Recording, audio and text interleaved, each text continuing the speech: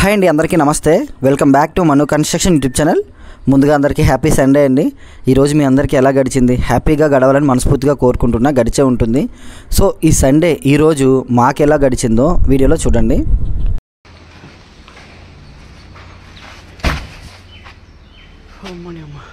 ఈరోజు సండే కదా, నార్మల్ టైంకి కాదు, ఎర్లీ మార్నింగ్ తొందరగా వచ్చేసామన్నమాట. మామూలుగా అయితే ఈరోజు సెలవు తీసుకుందాం అనుకున్నాం, కానీ కొంచెం అర్జెంట్ వర్క్ ఉండి తొందరగా వచ్చాము. నేను, మా వెంకటన్న, మా డాడీ మొత్తం ముగ్గురమే అనమాట. ఈరోజు వర్క్ తొందరగా ఫినిష్ చేసుకొని 1 గంట అయ్యేసరికల్లా సర్దేయాలి అనుకుంటున్నాము.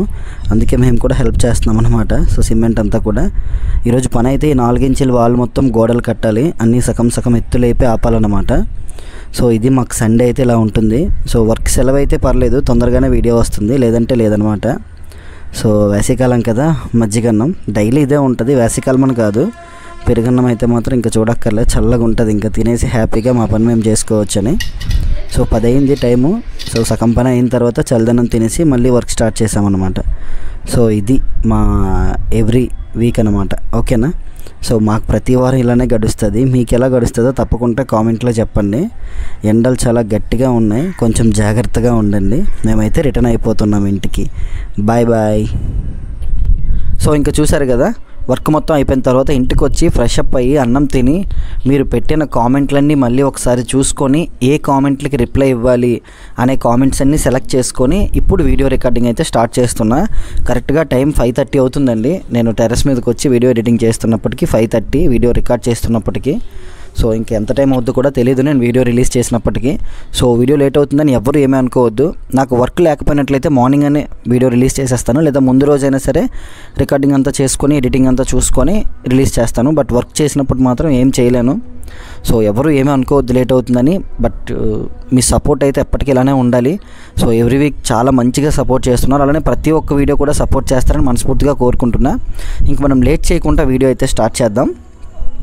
ఎవ్రీ వీక్లో మనం ఫస్ట్ కామెంట్ చూసుకున్నట్లయితే, thanks brother, new house start చేద్దాం అనుకుంటున్నా. 1935 స్లాబ్ సైజ్ హౌస్, లోపల పూర్తిగా హాల్ వచ్చేలా, hall size 16x28, centre pillars లేకుండా ఐరన్ రాడ్లు, సిమెంట్ మోతాదు, స్లాబ్ ఐరన్ రాడ్లు ఏం వాడాలో తెలుపగలరు? ప్లీజ్ ఎర్లీగా రిప్లై ఇవ్వండి బ్రదర్. సో మీరు 1935 మీకు సైట్ ఉందన్న, అందులో 16x28 మీకు హాల్ కావాలి అనుకుంటున్నారు, hall size open hall. So ఇది ఈ విధంగా చెప్పలేమన్నా, అంటే మీకు ఉన్న సైట్ ఏ ఫేసింగ్లో ఉంది, అక్కడ ఉన్న ప్లేస్ని బట్టి మీకు ఏమేమి కావాలి, కామన్ టాయిలెట్, హౌస్ మొత్తం ఎలా కావాలనేది చూసుకొని దాన్ని బట్టి మీకు పిల్లర్ సైజులన్నీ ఇవ్వడం కుదురుతుంది. దాన్ని బట్టి ఐరన్ అంతా చెప్పాలి. సో మీకు ఇన్స్టాగ్రామ్ ఉన్నట్లయితే తప్పకుండా ఇన్స్టాగ్రామ్లో నాకు మెసేజ్ చేయండి, నేను రెస్పాండ్ అవుతాను. మీతో ఒకసారి మాట్లాడిన తర్వాత మీకు ఏ విధంగా కావాలి ఏంటి అనేది ఒకసారి నేను చెప్పగలను, డిఫరెంట్ క్లారిటీగా. ఓకేనా? సో ఏమీ అనుకోకుండా ఇన్స్టాగ్రామ్లో వీలైతే మీరు మెసేజ్ చేయండి అన్న. ఓకేనా?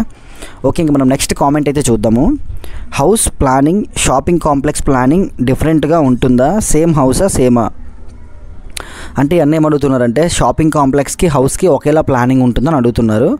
లేదన్నా, హౌస్ ప్లానింగ్ కానీ షాపింగ్ కాంప్లెక్స్ కానీ స్ట్రక్చర్ మారిపోద్ది. ఎందుకంటే అక్కడ కట్టే ఫ్లోర్స్ ఏంటి, పిల్లర్ సైజులు ఏంటి అనే దాన్ని బట్టే ఉంటుందన్నమాట. ప్లానింగ్ అంతా ఒకేలా ఉండొచ్చు కానీ దాని స్ట్రక్చర్ ప్లానింగ్ అయితే మారుతుందన్న. సో అది మనకి హౌస్లోనే చాలా రకాలుగా ఉంటాయి అనమాట. హౌస్లో ఇండివిజువల్ హౌస్ వేరే, అపార్ట్మెంట్కి వెళ్ళినప్పటికీ మారిపోద్ది, గ్రూప్ హౌస్ మారిపోద్ది. అదేవిధంగా షాపింగ్ కాంప్లెక్స్లు, హాస్పిటల్స్, ఇలా ప్రతి ఒక్కదానికి ఒక స్ట్రక్చర్ ఉంటుందన్నమాట. సో అవి డిఫరెంట్గా ఉంటాయి, అన్నీ ఒకేలా ఉంటాయని అయితే చెప్పలేమన్నమాట. ఓకేనా?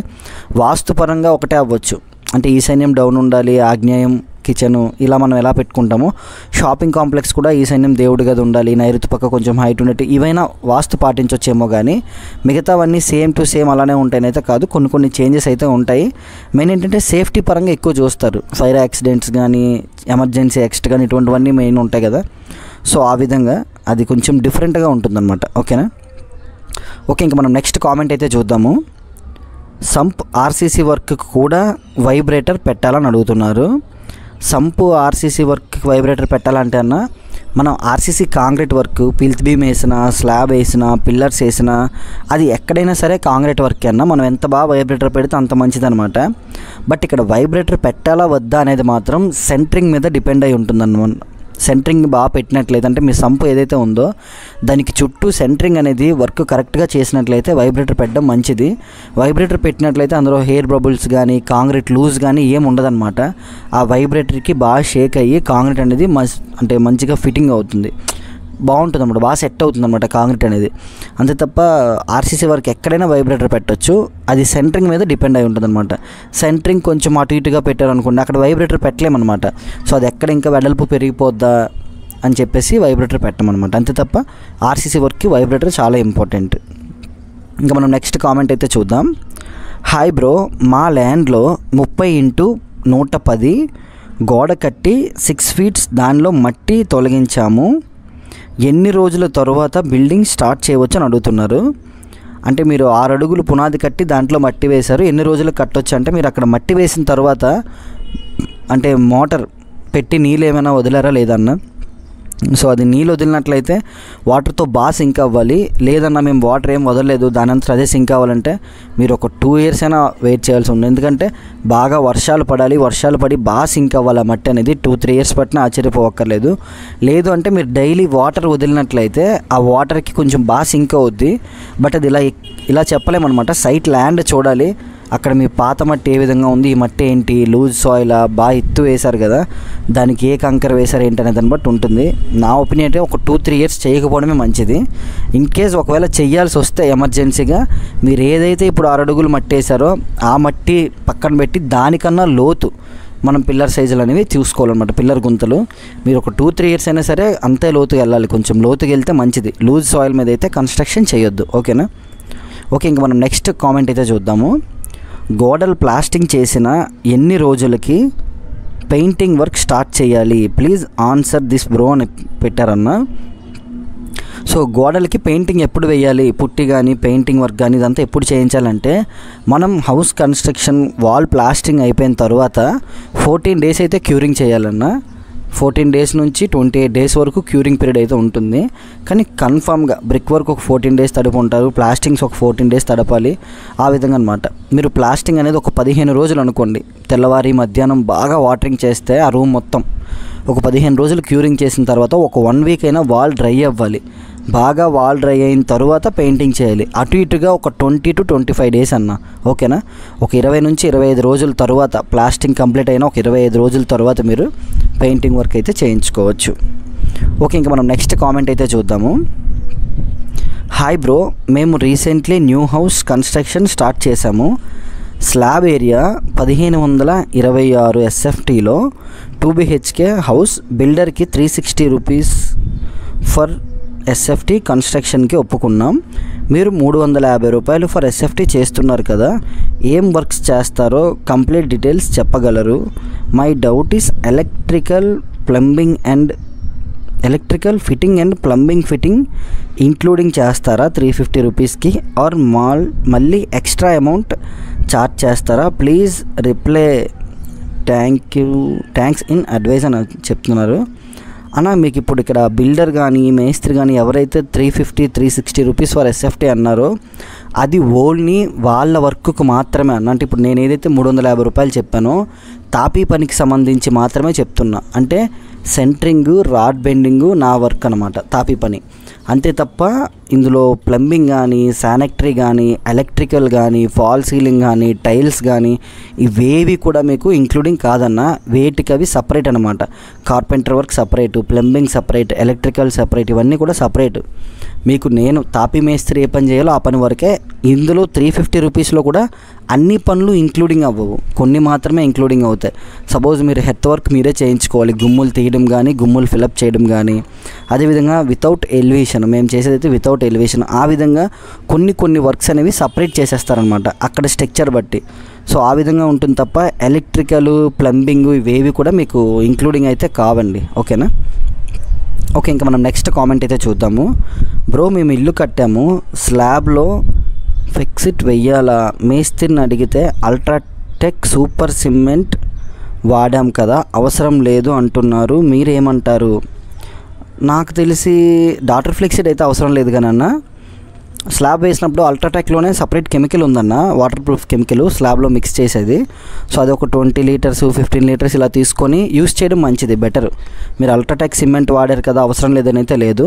అల్ట్రాటెక్లోనే కెమికల్ ఉంది, స్లాబ్లో మిక్స్ చేసే కెమికల్ అంటే ఇస్తారు. మేబీ మీకు అది ఒక 1 వీక్లో వీడియో వస్తుంది, ఎందుకంటే మాకు స్లాబ్ రెడీగా ఉంది. మేము స్లాబ్ వేసినట్లయితే వీలైతే అది షార్ట్ వీడియో కానీ, లేదంటే స్లాబ్ ఇన్ఫర్మేషన్ మొత్తం కలిపి ఇంకొక ఫుల్ వీడియో కానీ మీకు వస్తుంది త్వరలో, ఓకేనా. లేదన్నా మాకు అర్జెంటుగా స్లాబ్ వేస్తున్నాం అన్నట్లయితే ఒకసారి అల్ట్రాటెక్ మీరు సిమెంట్ ఎక్కడైతే తెచ్చారో ఆ సిమెంట్ షాప్లో అడిగినట్లయితే అల్ట్రాటెక్ కెమికల్ ఉంటుందంట కదండి స్లాబ్లో కలపడానికి, అంటే ఇస్తారు. అది వాడడం మీకు మంచిది, ఓకేనా. ఓకే, ఇంకా మనం నెక్స్ట్ కామెంట్ అయితే చూద్దాం. అన్న వాల్ క్రాక్స్ ఎందుకు వస్తాయన్న, క్రాక్స్ రావడానికి రీజన్ ఏంటి, please reply me. Wall cracks ఎందుకు వస్తాయంటన్న వర్క్ బట్టి ఉంటుందన్న. అది ఒకటి వర్క్ చేసే వర్క్ అనేది పర్ఫెక్ట్గా చేయాలి. 2 మెటీరియల్, మనం ఏదైతే సిమెంట్ ఉందో సిమెంట్ 3-4 మంత్స్ పెండింగ్ ఉంచింది వాడడం ఈ విధంగా చేయకూడదు. అదేవిధంగా మాల్ మిక్సింగ్ రేషియో కూడా ఉంటుందన్నమాట. మనం ఒక గంపకి ఎన్ని గమేలు కలుపుతున్నాం, అక్కడ వర్క్ ఏంటి అనే దాన్ని బట్టి కూడా ఉంటుంది. అలానే ప్లాస్టింగ్ థిక్నెస్ మీద ఆధారపడి ఉంటుంది. అదేవిధంగా క్యూరింగ్, మనం చేసే వాటరింగ్ మీద కూడా డిపెండ్ అయి ఉంటుంది అనమాట. ఒకే రీజన్ అని చెప్పలేం. వాల్ క్రాక్స్ అనేవి ఇందుకే వస్తాయి అని అయితే చెప్పలేమన్నా. వర్క్ నీట్గా చేసిన దగ్గర కూడా కొన్ని దగ్గరలు రావచ్చు, అక్కడ సిమెంట్ ప్రాబ్లం అవ్వచ్చు, తెచ్చే శాండ్ ఇసుక కూడా కొన్ని దగ్గరలో మట్టి ఇసుక ఈ విధంగా రావచ్చు, కొన్ని దగ్గరలో థిక్నెస్ హెవీగా ఎక్కొచ్చు. అది ఒకేసారి లోడ్ ఎక్కించి ప్లాస్టింగ్ చేసిన చిన్న జార్న క్రాక్స్ ఇస్తుంది. అదేవిధంగా వాటర్ రేషియో, మాల్ మిక్సింగ్ చేసినప్పుడు వాటర్ రేషియో, ఇలా అన్నిటి మీద డిపెండ్ అయి ఉంటుందన్నమాట. సో దాని గురించి నేను సపరేట్గా వీలైతే ఇంకొక వీడియో అనేది చేస్తాను, ఓకేనా. ఇంకా నెక్స్ట్ కామెంట్ అయితే చూద్దాము. మేడ పైన డమ్మీ పిల్లర్ ఎంత హైట్ ఉండాలి అంటే, మేడ మీద డమ్మీ పిల్లర్స్ వేస్తాం కదా, అది ఎంత హైట్ ఉండాలి అంటున్నారు. ఈ డమ్మీ పిల్లర్స్ అనేవి గ్రౌండ్ ఫ్లోర్లో అయితే ఒక హైట్ ఉండాలండి. మీరు టెర్రస్ అంటే ఒక G+3 కన్స్ట్రక్షన్ చేశారు ఎగ్జాంపుల్, ఇంకా G+3 తర్వాత మీరు ఎప్పటికీ ఇంకా లైఫ్లో కన్స్ట్రక్షన్ చేయను అంటే అది మీ ఇష్టం. 2 అడుగులు పెట్టుకోవచ్చు, అడుగు పెట్టుకోవచ్చు, మీ డిజైనింగ్ బట్టి అనమాట. కొంతమంది ఒక్కొక్కలాగా పూర్తిగా, కొంతమంది డమ్మీ పిల్లర్స్ కూడా వద్దనుకుంటారు. కానీ మీరు ఫస్ట్ ఫ్లోర్లో అంటే ఏదైతే గ్రౌండ్ ఉందో గ్రౌండ్ ఫ్లోర్లోనే మీరు డమ్మీ పిల్లర్స్ పెట్టినట్లయితే మినిమం 3 ఫీట్ అయితే ఉండేట్టుగా చూసుకోండి. 3 ఫీట్ కన్నా తక్కువ ఉంచి ఐరన్ కట్ చేయించొద్దు. ముఖ్యంగా మీరు ఏదైతే మెటీరియల్ కాంట్రాక్ట్కి ఇచ్చినా లేబర్ కాంట్రాక్ట్కి ఇచ్చినా సరే ఐరన్ అనేది స్లాబ్లో జాయింట్లు చేసి 3 అడుగులు మీ స్లాబ్ టాప్ నుంచి 3 ఫీట్ హైట్ ఉన్నట్టుగా చూసుకొని డమ్మీ పిల్లర్స్ కాంక్రీట్ వేసుకోవడం మీకు ఫ్యూచర్లో మంచిది. ఇంకొక బిల్డింగ్ కట్టినా సరే అడుగున్నర ఉన్నట్టుగా చూసుకున్నారంటే దెబ్బ అయిపోతారు. నెక్స్ట్ కామెంట్ అయితే చూద్దాము. మీరు హౌస్ కాంట్రాక్ట్ కాస్ట్ ఎంత చెప్పని అడుగుతున్నారు. అంటే మేము చేస్తే ఎంతకు చేస్తామని అడుగుతున్నారన్న మీరు. మేము చేస్తే లేబర్ కాంట్రాక్ట్ అయితే 350 రూపాయలు చేస్తామన్నా. మెటీరియల్ కాంట్రాక్ట్ అయితే మాత్రం అది SFT బేస్ చేసుకొని ఉంటుంది. వాళ్ళకి కావాల్సిన స్ట్రక్చర్ ఏంటి అనే దాన్ని బట్టే ఉంటుంది. మేము ఇప్పుడు లేబర్ కాంట్రాక్ట్ ఏదైతే చెప్పామో అందులో కొన్ని పనులు ఇంక్లూడింగ్ అవుతాయి, కొన్ని పనులు ఇంక్లూడింగ్ అవ్వవు. అంటే 350 రూపీస్లో మీకు అది డీటెయిల్గా ఈ వీక్ ఎండింగ్ కానీ ఒక 10 డేస్లో మీకు మేము లేబర్ కాంట్రాక్ట్కి వర్క్ చేస్తే ఏ విధంగా చేస్తాము, ఏ పనులు ఇంక్లూడింగ్ అవుతాయని డీటెయిల్గా మీకు ఇంకొక వీడియోలో తప్పకుండా నేను రిలీజ్ చేస్తాను ఆ వీడియోని. అప్పుడు మీకు ఇంకా డీటెయిల్గా అర్థమవుద్ది అనమాట, ఓకేనన్నా. సో ఈ 350 రూపీస్ అనేది SFTకి మాకు ఎంత ఖర్చు అవుతుంది ఏంటి అనేది డీటెయిల్గా మీకు చెప్తాను నేను ఇంకొక వీడియోలో.